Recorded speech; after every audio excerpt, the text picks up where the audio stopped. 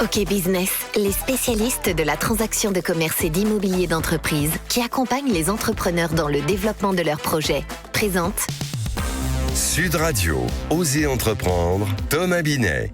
Bonjour Thomas, comment ça va Laurence. ce matin? Très bien Laurence. Bon, au sommaire d'Oser entreprendre, on vous écoute. Eh bien écoutez, vous vous souvenez Laurence des chaussures Ben Simon? Ça me dit quelque chose. Eh bien, oui. on va raconter leur saga cette semaine. Et puis ensuite, on va parler des jeunes face à leur avenir. Et pour en parler, on reçoit Christelle Mercier, qui est présidente du groupe L'Étudiant. Et puis on va terminer avec notre avocate Caroline Laverdé, qui va nous parler de l'arnaque aux faux clients. Imaginez, on va voir ça. Allez, on commence justement avec votre saga de la semaine, Thomas, en partenariat avec le magazine Entreprendre. 7 marques de vêtements Ben Simon donc. Comment tout a commencé pour cette marque que connaissent très bien de nombreux Français? Eh bien Laurence, tout a commencé en 1979, alors que les frères Serge et Yves Ben Simon ont l'idée à ce moment-là de diversifier leur petite boutique de prêt-à-porter. Ils partent à la recherche de surplus militaires et tombent sur des stocks de tennis blanches. Mais au lieu de les vendre tels quels, ils décident de les teindre dans différentes couleurs. Et là, le succès est absolument immédiat. Voilà, c'est très malin. Alors comment ces tennis blanches ont-elles réussi à se faire une place dans l'histoire de la mode? C'est grâce à des personnalités comme Jane Birkin et Charlotte Gainsbourg qui les portent à l'époque. Les tennis Ben Simon deviennent rapidement un incontournable de la mode. Ces chaussures simples, à la fois décontractées et élégantes, sont désormais un véritable symbole de la mode. Le vermillon notamment devient une couleur phare du modèle original à lacets. Alors, quelle a été la suite de cette aventure pour la marque? Après le succès des tennis, les frères Ben Simon diversifient leur activité. On est en 1986 et ils décident d'ouvrir leur première boutique dans le Marais. Puis dans les années 90, ils lancent des concept stores et même des parfums. La marque devient une référence avec plusieurs gammes pour tous les âges et même une collection pour hommes, le tout avec un marketing soigné qui fait de Ben Simon une véritable icône de style. Icône, et aujourd'hui, à quoi ressemble la marque, Thomas? Mais Ben Simon continue de se développer et d'innover. La marque compte 36 boutiques et poursuit son expansion. La marque continue également de proposer ses collections de mode et de tennis iconiques disponibles sur leur site officiel. Tout se modernise. Voilà, tout se modernise. On passe à votre témoin de la semaine. Nous sommes avec Christelle Mercier, présidente de L'Étudiant. Créé en 1972 déjà, L'Étudiant est devenu un média référent de l'information sur l'orientation et la formation destinée aux 15-25 ans. Bonjour Christelle Mercier. Bonjour Laurence. Christelle Mercier, on va parler dans un instant du groupe L'Étudiant, mais avant toute chose, comment percevez-vous, puisque vous êtes à un poste d'observation, Laurence vient de le rappeler, 1972, donc on a quand même le temps derrière nous pour pouvoir évoquer ces différentes générations qui sont passées devant vos yeux. Comment cette jeunesse française évolue et comment vit-elle ces moments qui sont quand même troubles depuis quelques années? On a tous en mémoire que la Covid est passée par là, et puis l'inflation, les difficultés de logement pour les jeunes, et aujourd'hui quand même ces guerres qui sont à nos portes. Comment vivent-ils? Aujourd'hui, alors grâce à nos panels propriétaires, on a l'occasion de pouvoir faire des sondages régulièrement et de les interroger. Donc les jeunes sont inquiets de l'avenir. Inquiets de ce qui se passe dans le monde, que ce soit pour la planète, l'économie, les guerres, l'orientation, choisir leur avenir. Donc ils sont très inquiets de ce qui se passe dans le monde, y compris de l'IA qui bouscule les choses. L'intelligence artificielle. L'intelligence artificielle qui va peut-être faire disparaître des métiers pour lesquels ils rentrent dans des parcours de formation. Donc ils sont inquiets de ce qui se passe dans le monde, ils ne sont pas rassurés. Et donc inquiets, Christelle Mercier, également pour leur avenir professionnel, c'est ce que vous nous dites ce matin. Tout à fait. Alors justement, comment aborde-t-il cette problématique? Parce que ces remises en cause de situations font que, par définition, on est tous passés par là, on a eu leur âge, et à un moment donné, on se demande vers quoi on doit s'orienter. Justement, comment appréhendent-ils cette manière de faire? Les jeunes sont également stressés pour leur avenir dans les choix d'orientation, et ils sont convaincus aujourd'hui que de faire un choix d'orientation essentiellement après le bac va inscrire et va leur donner déjà une orientation pour leur avenir. Alors qu'aujourd'hui, on sait que tout est ouvert et qu'on peut rebondir derrière, mais ils sont très inquiets du choix de leur orientation, en fait. Et le système éducatif en France est complexe. On va en parler dans un instant, mais dans le même temps, c'est quand même une génération assez audacieuse. On voit, alors, c'est pas par rapport à votre activité, mais on le voit par ailleurs. Il y a des start-upers, il y a plein de jeunes qui se lancent, qui deviennent auto-entrepreneurs. On n'en a jamais eu autant. Donc, il y a deux France, là, peut-être, sur aussi cette génération. Oui, il y a des jeunes très dynamiques et qui font aussi des choix d'épanouissement personnel. C'est-à-dire qu'ils veulent travailler dans des secteurs qui ont du sens pour eux. Et donc là, ça se développe de façon importante. Et ce qui est aussi une évolution, c'est que les jeunes vont mettre leur épanouissement. Dans le dernier sondage qu'on a fait, c'est 3 jeunes sur 4 qui mettent leur épanouissement personnel avant tout dans les choix, pour construire leur choix d'orientation, avant même le salaire et l'emploi. Alors justement, vous en avez parlé, vous avez commencé à en parler. Est-ce que l'orientation est une problématique française en fait ? Oui, l'orientation est une problématique française. En France, on a un système éducatif qui est très complexe. Oui. On a besoin de décodeurs et justement l'étudiant joue ce rôle de décodeur et de clarté auprès des jeunes et de leurs familles. Donc oui, le système éducatif en France par rapport aux autres pays est très complexe. C'est une jungle.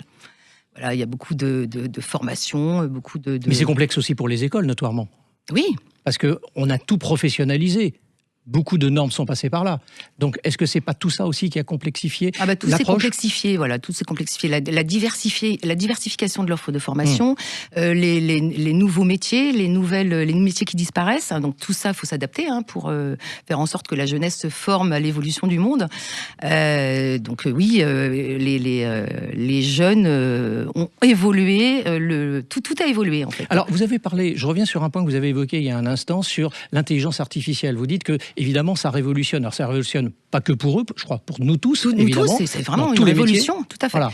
Et justement, comment vous observez ce rapport à l'intelligence artificielle que les jeunes ont aujourd'hui ? Parce qu'ils vont être totalement impliqués dans cette transformation du monde.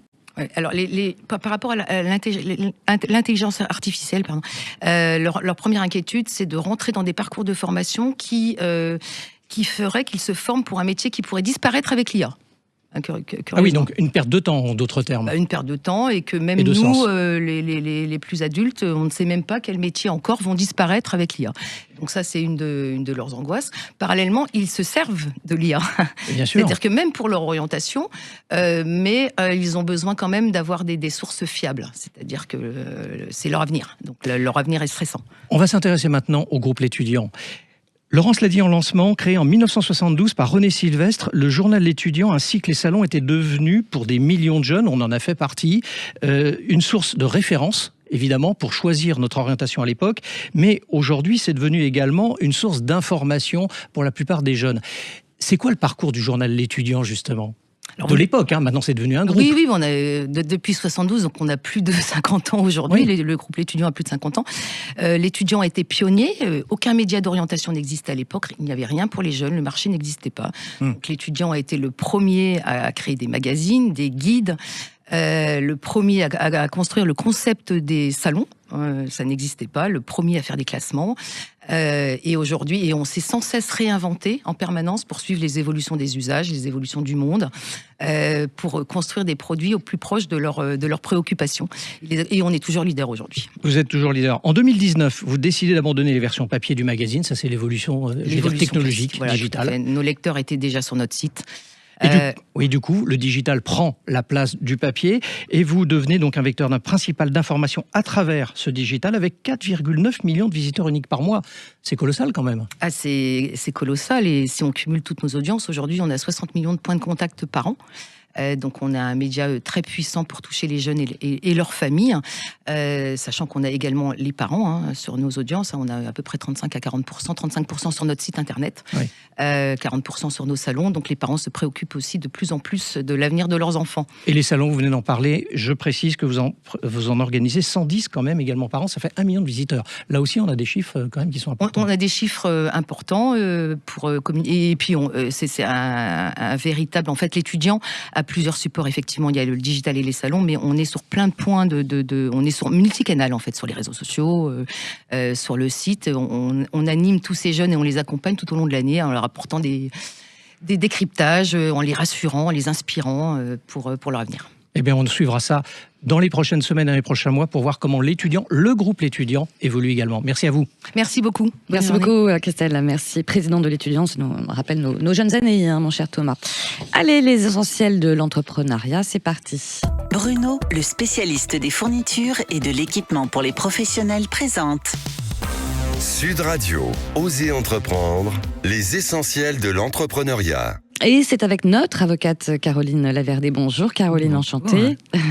Et vous allez nous parler de l'arnaque aux faux clients. Absolument Laurence, Caroline. L'arnaque aux faux clients, c'est une escroquerie de plus en plus courante et qui vise principalement les professionnels et les entreprises de services. Elle repose, soyons très clairs, sur 2 modes opératoires bien rodés pour détourner les fonds ou les marchandises d'entreprise. Mais quels sont les mécanismes justement que vous pouvez nous décrire là-dessus ? Eh bien, sachez, mon cher Thomas, que le premier mode opératoire de l'arnaque consiste en un détournement de marchandises. Le professionnel répond à une demande de l'un de ses clients habituels et peu avant la livraison de la marchandise, un email l'informe d'un changement d'adresse de livraison.